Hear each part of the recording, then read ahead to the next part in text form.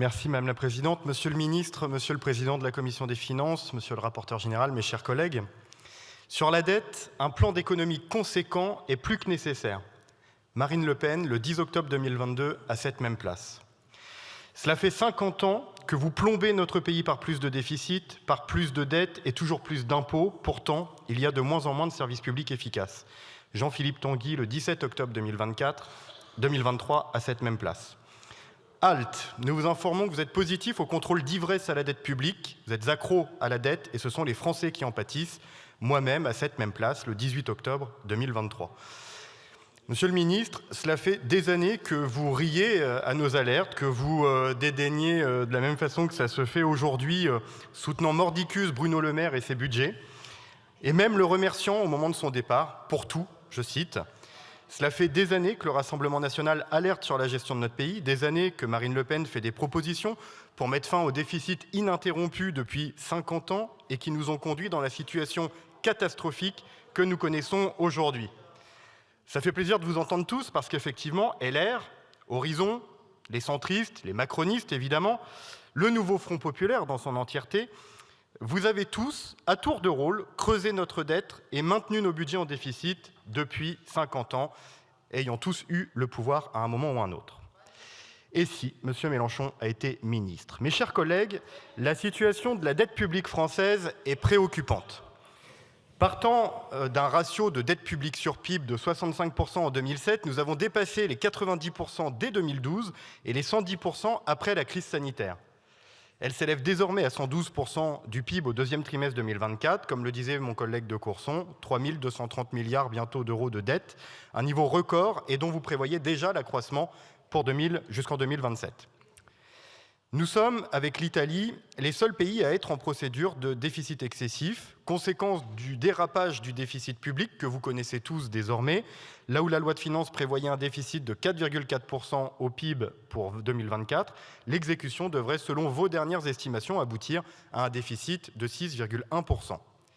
Ces données contrastent bien trop avec la situation de nos voisins européens. Tous voient leur situation s'améliorer depuis la crise sanitaire, sauf nous. C'est le cas notamment du Portugal, qui dégage depuis l'année dernière des excédents budgétaires, mais aussi de l'Espagne, qui dès 2024 a réussi à repasser son déficit sous les 3% du PIB. Cela se traduit aujourd'hui par des taux d'intérêt souverains qui sont en hausse, et en effet, la France emprunte désormais à des taux plus élevés que le Portugal, l'Espagne et même la Grèce.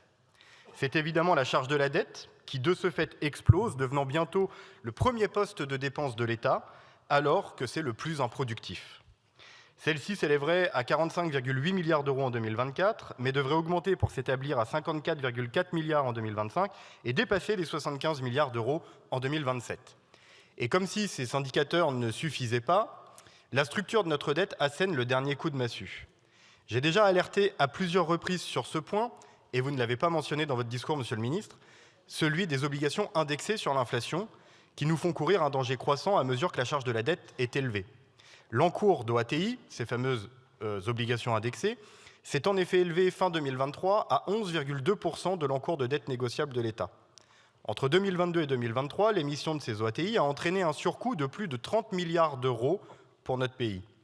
Nous avons même continué à émettre de la dette indexée en période de taux négatifs, soit un vrai racket pour les Français au profit de la finance. La question, Monsieur le Ministre, qui peut être intéressante à poser, c'est de savoir si, durant cette période de taux négatifs, la France n'avait pas émis d'OATI, combien est-ce qu'on aurait économisé? Sur ces OATI, indexés sur l'inflation d'ailleurs, la France va encore à contre-courant du reste de l'Union européenne et de nos voisins, puisque le Royaume-Uni réduit drastiquement son recours aux OATI, alors qu'il en avait été l'initiateur il y a un certain temps maintenant, et l'Allemagne a décidé de ne plus émettre d'obligations souveraines indexées sur l'inflation dès 2024, les jugeant toxiques. Alors, puisque l'Allemagne l'a fait également, j'ai envie de dire, faites comme vos amis, vos exemples, vos mentors. Mettez fin aux émissions d'OATI qui font prendre des risques à la France, tant l'inflation est vouée à devenir plus volatile. Je vous ai mâché le travail, une proposition de loi est d'ailleurs prête depuis plusieurs mois sur ce sujet. Mes chers collègues, face au mur de la dette que vous avez tous ici contribué à créer, ne fuyez pas, ne fuyez plus, encore une fois. Acceptez l'aide du Rassemblement national, premier parti de France, dans l'intérêt de la France et des Français. Vous ne pouvez plus nous donner de leçons, soyez humbles et redressons le pays.